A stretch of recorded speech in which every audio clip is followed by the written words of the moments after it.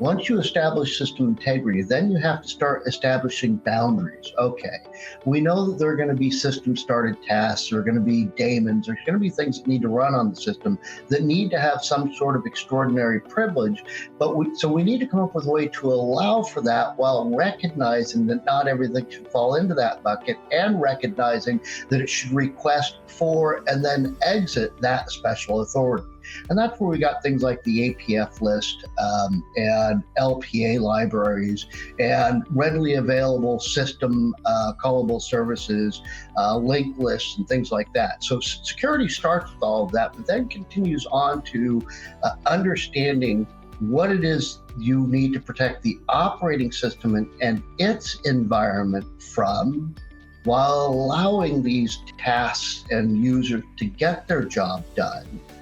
And then start looking at applications and application data. So there's really a set of levels that you have to start from the operating system, building your way up to the application, then building your way up to the user. You've got the network interface, you've got all sorts of, shall we say, pieces that come into play, that security has to be baked into all of them.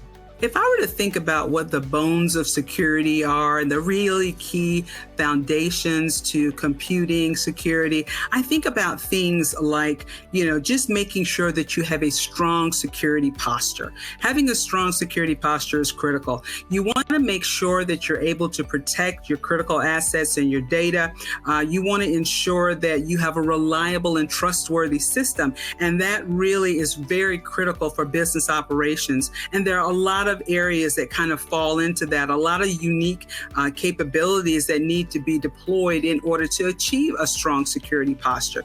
You need to have in place methods for protecting your data, or for also identity and access management. You want to make sure that people have access to only the data that they should have access to, and also at the right security level. You want to make sure that you protect yourself from various types of insider threats and things like that. Of course, you want to make sure you're protecting your network. Network protections are critical. And then you also do want to use strong cryptography. Weak cryptography opens you up to vulnerabilities. And so that's something you want to make sure that you are taking care of. You also think about things like redundancy and resilience when it comes to security on a platform. And so those are some of the key areas that we focus on when we think about having foundational elements in place to protect our system. We think about defense in depth. We think about zero trust architecture, different kinds of things like that, because it's really, really critical, I should say, to make sure that we are taking security seriously and that we also are complying with the regulations that are critical to the various industries and also the various geographies, because that also plays into it. So there's just a number of factors that are there, but definitely being concerned about your security posture, the strength of it, how you protect your critical data, and making sure that you have a trustworthy system is really in the critical path.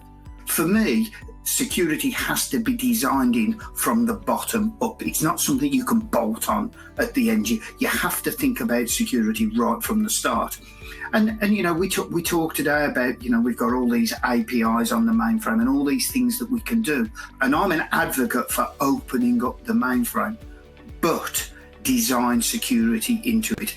And sometimes it's not just about technology, it's not just about people, it's not just about process, it's all of them together. And I think you've got to think about security at sort of the moment you start thinking about doing something, whether it's an upgrade or opening up a port or a new application, or you're going to take one product out and replace it with another. Design security in it right from the start. What do I consider to be foundations of cybersecurity from a business application system of record in the mainframe point of view? There's really two basic things. It's all the basic cybersecurity principles. What is least privileged access? How do you then implement it? You look at all the broad cybersecurity requirements, whether it's PCI DSS, NIST, DORA, ISO 27001, and numerous other requirements. They're all broad in nature.